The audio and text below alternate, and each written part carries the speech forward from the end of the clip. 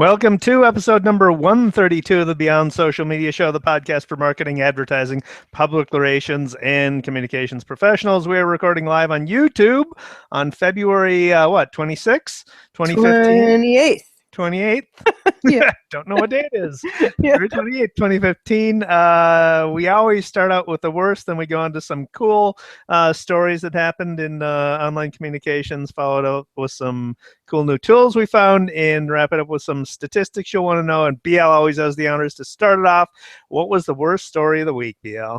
Well, it's sort of hard to say because there were so many really dreadful things that happened online. But one of the things that happened in the last 24 hours is that Land's End, the catalog and store, they featured Gloria Steinem in their most recent catalog, which I got last week, and it was an interview with her and talking about everything that's changed for women and how she saw her role in it. It was really very nice, and they got a big PR lesson because what happened was that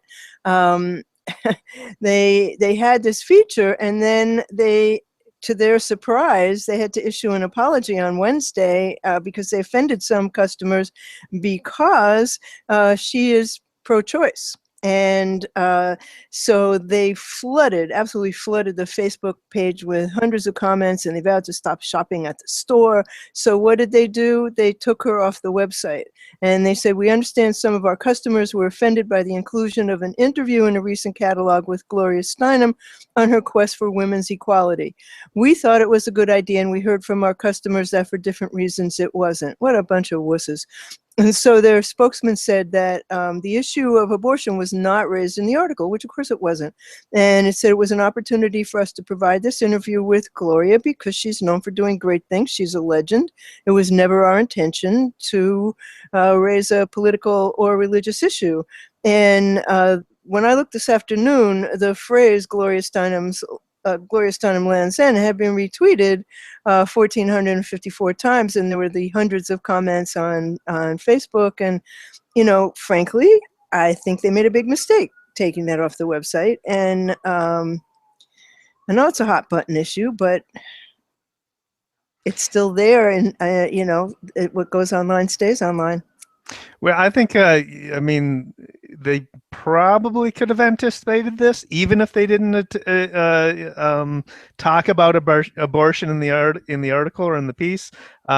She is a well-known figure, Very and she's well known for her positions. And there's, so if this is the reaction though was you ended up offending 100% of your customers, right? Exactly. And it's in every newspaper in the country. Associated Press ran it. It's on the news tonight.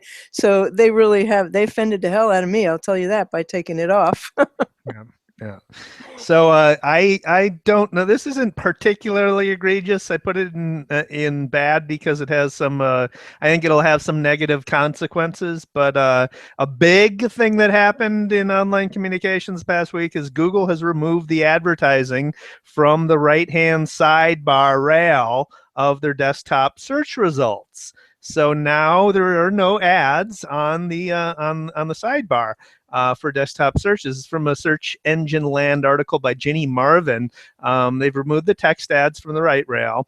They're going to serve up to 4 ads instead of the 3 for highly commercial queries, is what they say, for the top ad. So instead of the 3 typical ones you get on the top of the search results, you will now sometimes find 4 for what they say are highly commercial queries. What do they mean? Whatever that means. Yeah, really. They don't define it. So we'll see. They're going to include 3 text ads at the bottom of the search results.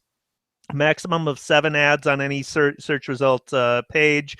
Product listing ads that you see when you're searching specifically for products and you see the products with the images and stuff on the top of the search results. Those will be on the sidebar, in the sidebar rail, and the knowledge graph will still appear in the side rail for relevant queries.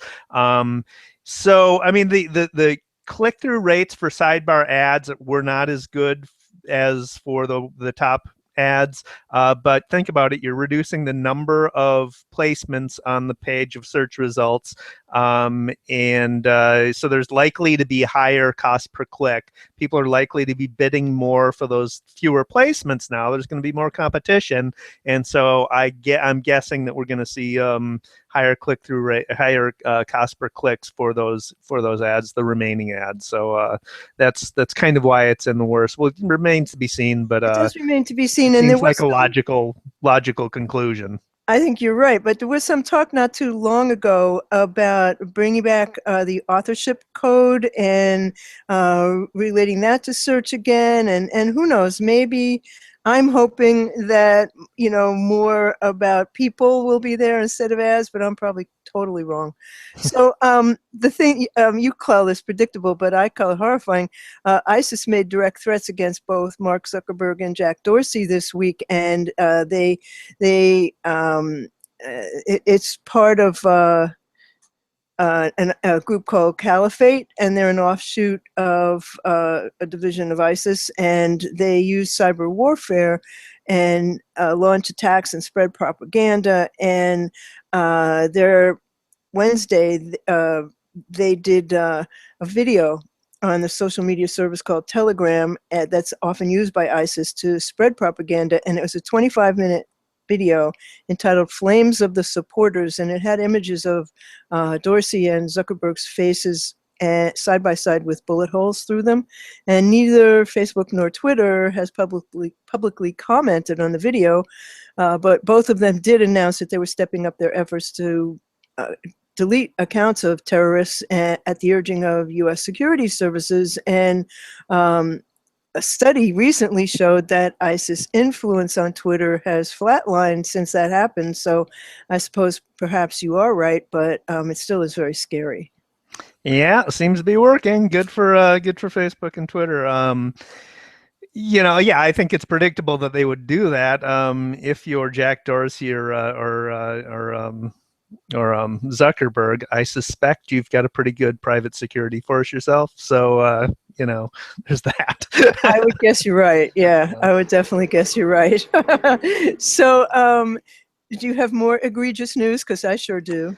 Yeah, I got one. So I've complained in the past, in past episodes about MSNBC in particular, basically giving over their broadcast to Donald Trump, live shots of Donald Trump rallies for 10, 20 minutes at a time. It's like, what are you doing anyway? So here's kind of along those lines. Their morning show is called Morning Joe. It's hosted by Joe Scarborough, former Republican congressman, and Mika Brzezinski. This is from a Mediaite article by Alex Griswold.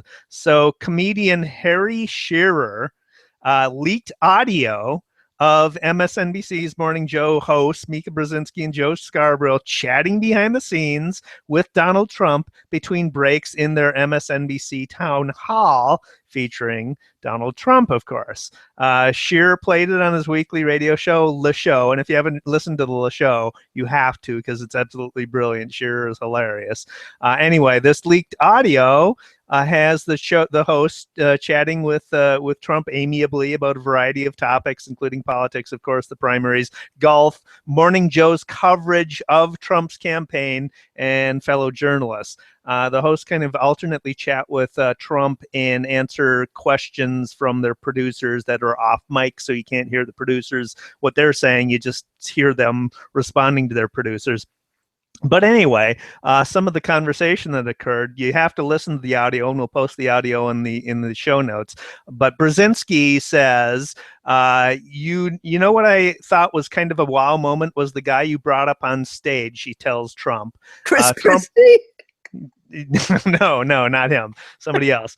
And Scarborough pipes in with, we played this several times this morning on the show, and Trump responds, I watched your show this morning. You have me almost as a legendary figure. I like that.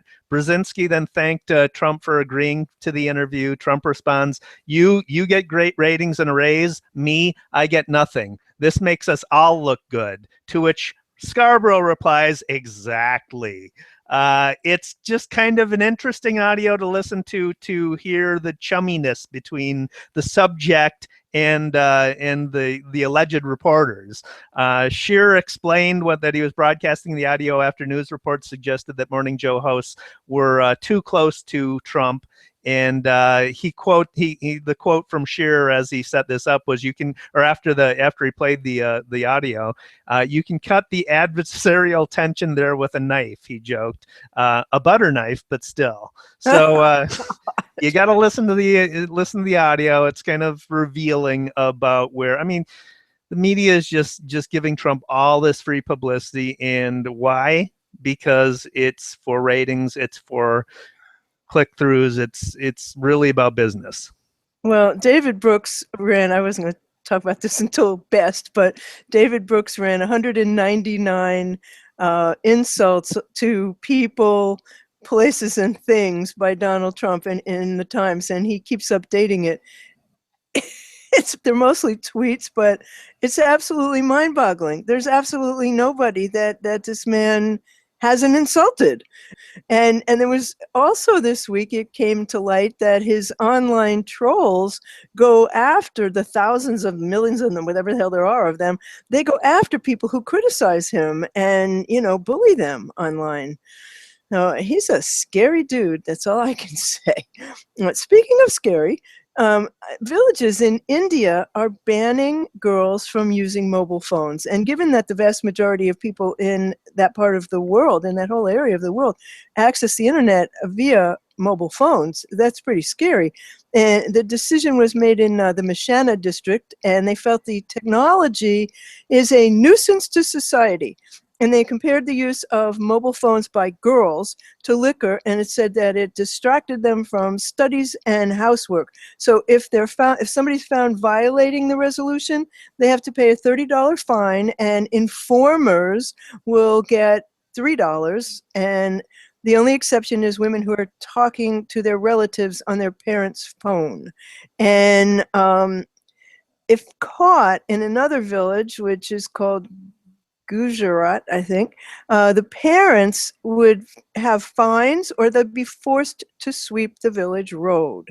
And the quote there from a council member, girls get spoiled and get involved in relationships with boys at a young age because they use phones. This further leads to crime against them. In our times, there are no such problems, but this technology has spoiled them and we need to curb it.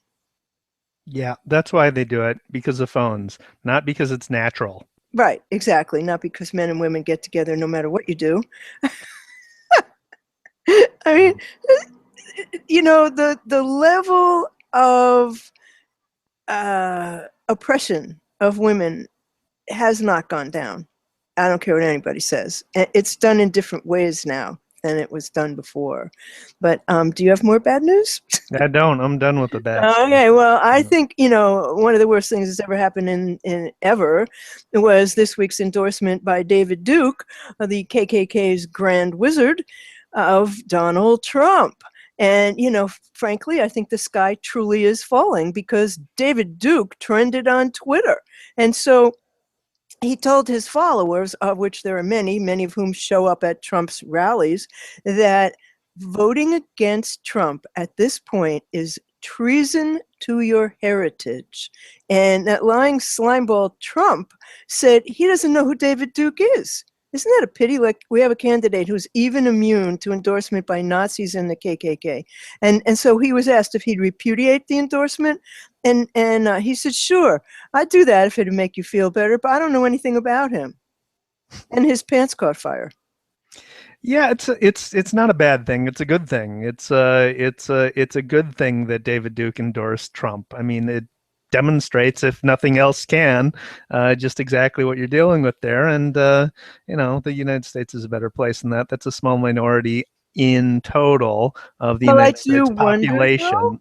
Did anybody tell David Duke that Ivanka Trump is a devout Orthodox Jew who converted? I wonder if he knows that.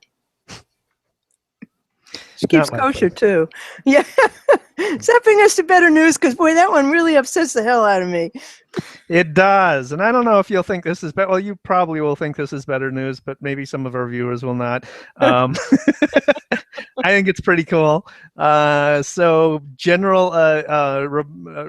Boston Dynamics, the robot company that Google bought some time ago, has come out. They periodically release a video of their robots in action. The last one was the dog robot with 4 walking legs and pulling a sleigh for Christmas. So there's that. They've released another one on YouTube.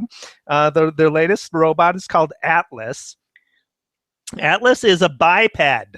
Atlas is a 2-legged walking robot with 2 arms, so it's very humanoid. And the video shows Atlas walking out the door of Boston Dynamics and then through the woods on uneven ground, so it's walking over obstacles and everything through the snow, and the snow is like it's walking on top of the snow and falling through the snow, so the snow is sort of iced on top, so it's breaking through the ice, basically losing its balance, regaining its balance. So it's pretty incredible when you watch this 2-legged robot navigating through the woods in uneven terrain, losing its balance and then regaining its balance as a human would, right? And then there's another shot, another segment of the video with it, which inside of a warehouse, basically picking up boxes, showing it in picking up boxes and putting them on shelves and everything, and then picking up a box from the ground with some guy with a hockey stick knocking the box out of the robot's hands, and pushing it away from it, so the robot has to come back. And you're watching this, and all you're thinking about the guy with the hockey stick is, you dick. Empathy what are you for doing the to robot. our robot? The robot is like, come on, I'm trying to pick this thing up. And then, to add insult to injury, the guy is behind Atlas and he pushes him down with a stick, and Atlas basically does a face plant on the ground and then flips up and gets back on his feet and everything. But you know what? I don't know if it's really such a wise idea to go antagonizing the Terminator.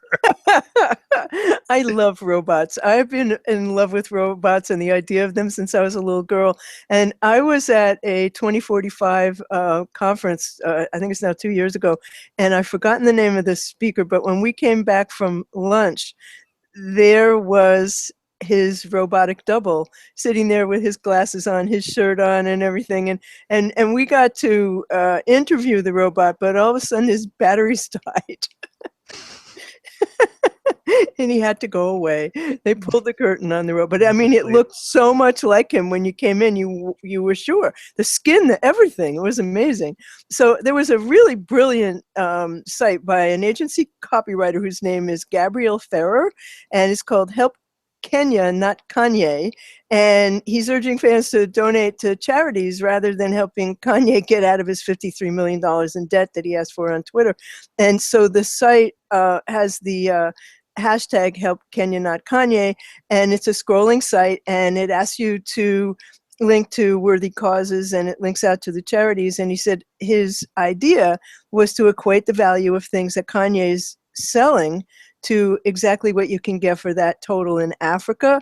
For example, you could buy a set of books for an entire school rather than scoring a pair of Kanye's $200 Yeezy Adidas boots. And that's not even springing for the ankle boots, which go for more than $600. But it's also not the first time Kanye made a fool of himself. He got into this huge argument with Zappos Tony Hsieh, and Tony Hsieh he said to Tony Hsieh, I got into this huge argument, and the head of Zappos is he's trying to tell me that what I need to focus on, and meanwhile he sells this shit product to everybody. His whole thing is based off selling shit products. So Zappos responded by launching a new item on his website called Shit Product, and it was a $100,000 plunger with product photos and a demo, and it was a link. It was the perfect gift for the man who has everything, and it linked to Kanye's tirade.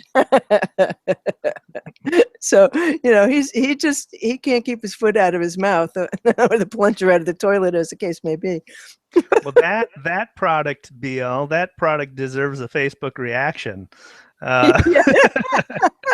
What a lovely segue, Dave. Exactly. Yep. So Facebook reactions rolled out this past week. Social Media Today's Andrew Hutchinson had a piece on it. The reactions are live if you haven't noticed already. In addition to the like button, you've got a love button now with a heart. You have a ha-ha laughing face. You have a wow icon. There's a sad icon, and there's an angry icon. There is no dislike button, despite what many people wanted, but there is no dislike button. I was at a conference over the weekend, had a marketer from an international brand ask me about that, why Facebook didn't include just a straight up dislike button. And it's as simple as Facebook doesn't want Facebook to get too negative. If you put a dislike button, then there's a lot of things that people dislike, and you start getting a lot of content being disliked, then it gets overly negative from Facebook's point of view. I think also brands, they don't want brand stuff getting disliked all the time. But when you are on your mobile device and you put you press on the like button, the additional Facebook reaction buttons will appear. Swipe over and choose the one you want. It's as simple as that. On desktop, it's when you put your cursor over and hover over it, you'll get the additional options. We'll see how people use them. Facebook page insights now include reactions data for your overall page and for post level reactions, so you'll get that data.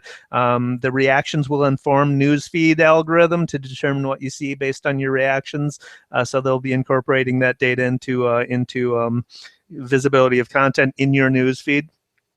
And that includes advertising too. So advertisers could use the data to calibrate their campaigns. So you can apply reactions to Facebook ads, and advertisers, of course, can pay attention to that data and figure out how to adjust their campaigns based on how people are reacting to it. I imagine advertisers are also going to eventually be able to use reactions data as a targeting factor for campaigns, which is the aspect of this that I'm particularly interested in.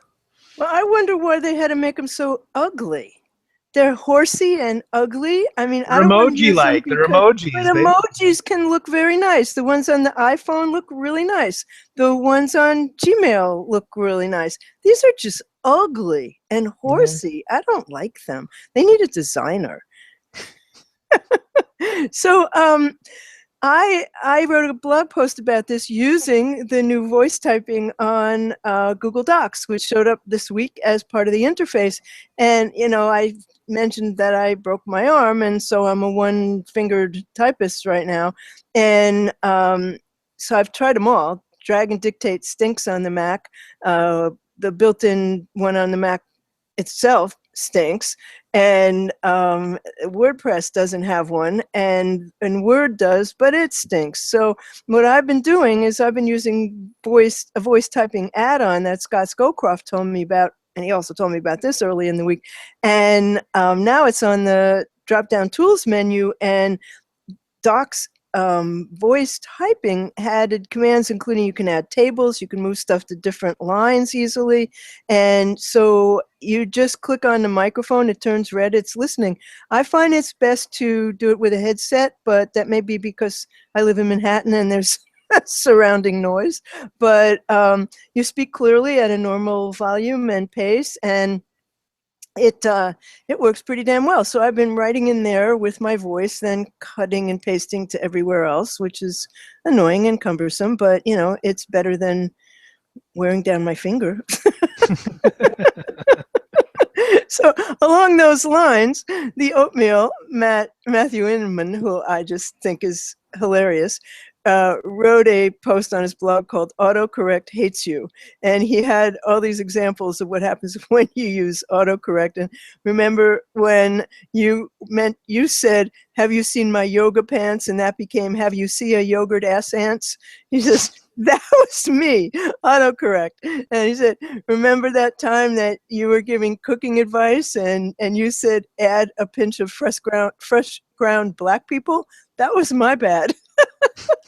And he goes on, he has like a whole infographic post. It is hilarious. A little bit on the risque side, but that's okay. I find he's like alternately poignant, passionate, funny, silly, smart, you know, sometimes all at once. And this one just killed me. I could not stop laughing when I read this because I am using voice typing.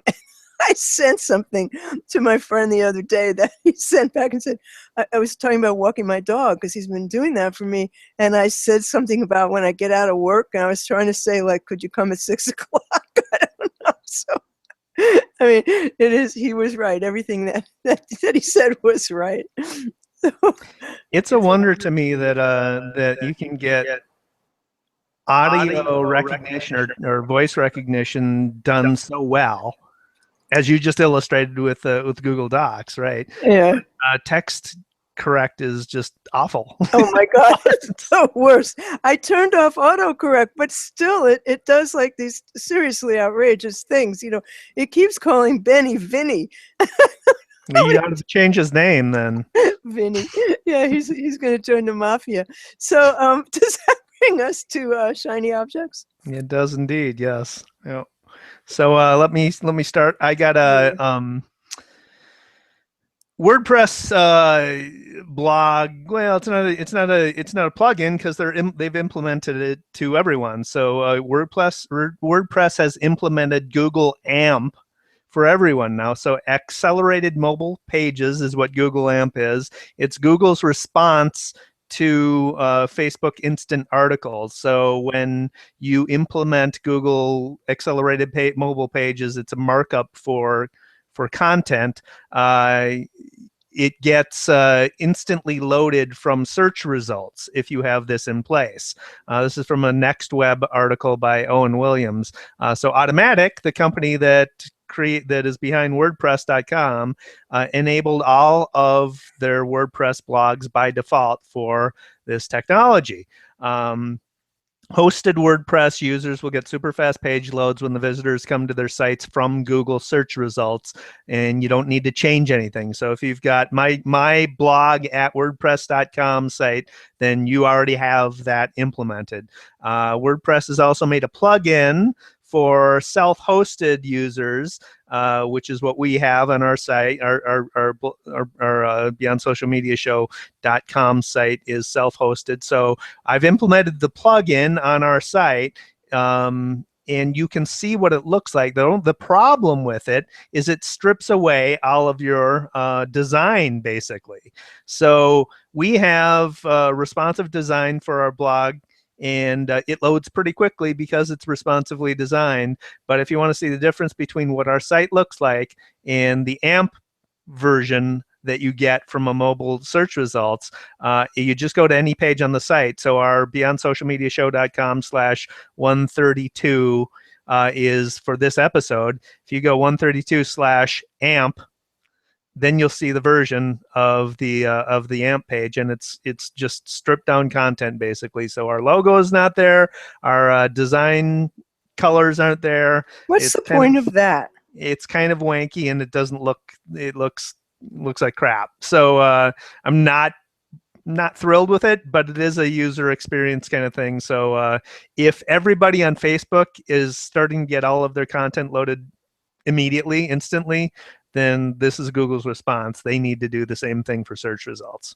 Again, you know, design's important. I mean, design is what distinguishes one side from another. And, you know, Google needs to pay attention to the way people use their product. That is something. Well, to be fair, this is not Google's issue. This is the WordPress plugin issue. So Okay. if you want to be a design, if you've got the development chops, you can implement Google's AMP markup with your own design. But you need, you know, this is a plugin that makes it easy for anybody to do it. So well, I mean, that's the plugin has limitations. It's supposed to be something anybody can do. So I'm not impressed. But I did find something that was really fun this week. Google's Easter Eggs 2016, and they if you type in do a barrel roll, your page spins around. If you type in tilt, the page tilts, and that tilt stays when you go to photos or you go to other content. I don't know the point of it, but my favorite one is you can get pirate and pig Latin interfaces by typing in your search query plus Pirate or Pig Latin, and then the top result will be in Pirate or Pig Latin. And there's one called Google in 1998, which shows you the original Google as it was launched. And there's 40 or 50 of them. They're hilarious, some of them, and some of them are like, what? But it's fun. Well, that the pirate one, didn't they do that for Speak Like a Pirate Day? I think they've just compiled all of the ones that they've done over the years into a to a list. Maybe, but I think there's a couple new ones. I don't remember Pig Latin from the past in any case, but yeah, there's some. They're just fun. They're fun to play with. Yeah. So this could be fun to play with. Facebook has a new ad format called Canvas ads. This is from an web article by Napier Lopez. And so Facebook launched interactive mobile ads called Canvas. They work only on Android and iOS. There's no desktop web versions, but they're full screen ads. They're basically complete mini websites designed around specific products. That can include slideshows, descriptions, videos, a scrollable interactive interface. They're fairly unobtrusive to the end user. They look virtually the same as newsfeed ads, except there's a small tap to open prompt on them. And when you do that, it fully loads quickly when you tap. And you can return to your news feed by clicking the X in the top left corner.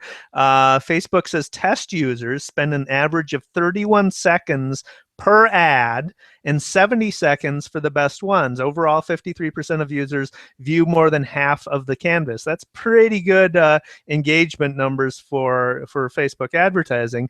Facebook is making the ads very easy to make. They're offering advertisers a web interface with a real-time live preview, so you don't need any coding or design skills to create one. It's also worth noting the ads only work on Android and iOS, as I said, and the company is rolling them out globally to any advertisers using Facebook's Power Editing tool. And you can get that powering editing tool at canvas.facebook.com. You can try them out at canvas.facebook.com for free. But of course, you need to be using the Power Editing tool. And if you aren't using the Power Editing tool and you're doing Facebook advertising, you really should try that out. It gives you the Power Editing tool gives you many more options for implementing Facebook ads. Rather than using the web interface, the Power Editing tool gives you a lot more options. You need to be using your Chrome browser to be using the Power Editing tool, though, so make note of that. You need to be using Chrome for the voice typing as well. It's only available. Oh, okay. Chrome. All right. Sorry about that. Somebody just came to pick up Benny for a walk. So I have another one I don't know, why I would want to use this, but it's sort of amusing that somebody did it. It's called StockBlocker. It's from StockBlocker.org, and it is a Chrome extension that blocks all stock images from websites, which I think is kind of funny because so many of the images are stock. That's kind of hilarious. So, it's like, okay. And the other one that I came across is from a site called Quicksprout, and it's got 75 content marketing tools you can't live without. And most of them are things you've seen before, and many of them are paid, but a lot of them are free, and some of them are new to me, so they may be new to you. Not you, Dave. You know everything. Quicksprout's a good site. Yeah. Any more? That's it for me. All right, so let's wrap this up. Daily numbers. This is the share of email clicks by industry and device. This is data from Experian Marketing.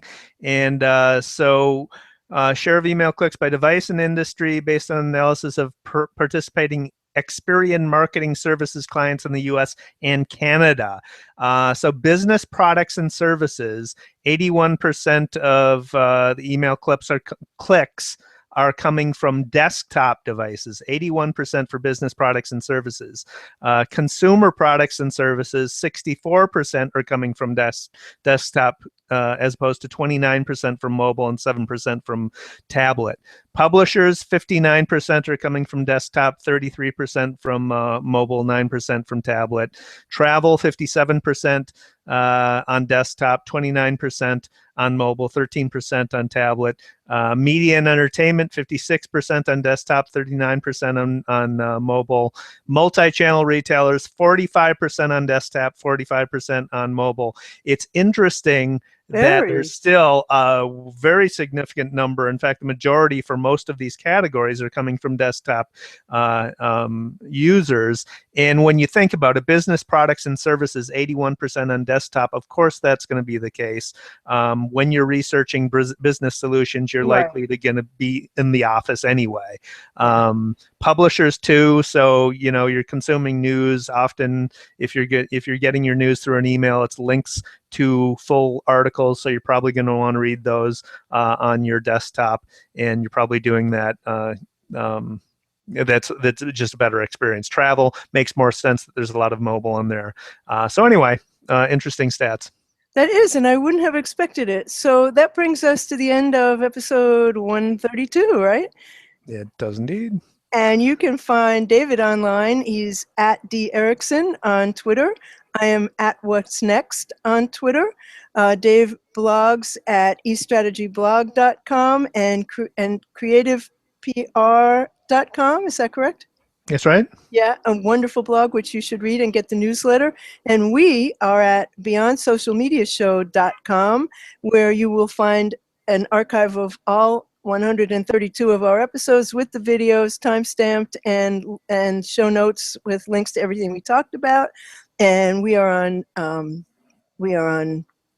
YouTube and Twitter, BS Media Show, and we are pretty much all over the place. But what you need to do is you need to sign up for our newsletter, BeyondSocialMediaShow.com/newsletter. You're gonna love it. You need to get it, and when you sign up for it, you get the big book of shiny new objects, which has a whole bunch of the things that we've covered that you're going to find very helpful. And if you're a subscriber, you'll get an update every quarter. That's right. And we're on iTunes and we're on Stitcher as well if you want to subscribe to the audio version of the show. And we'll be back next week, same time, same station. Thanks for watching. Thanks for watching.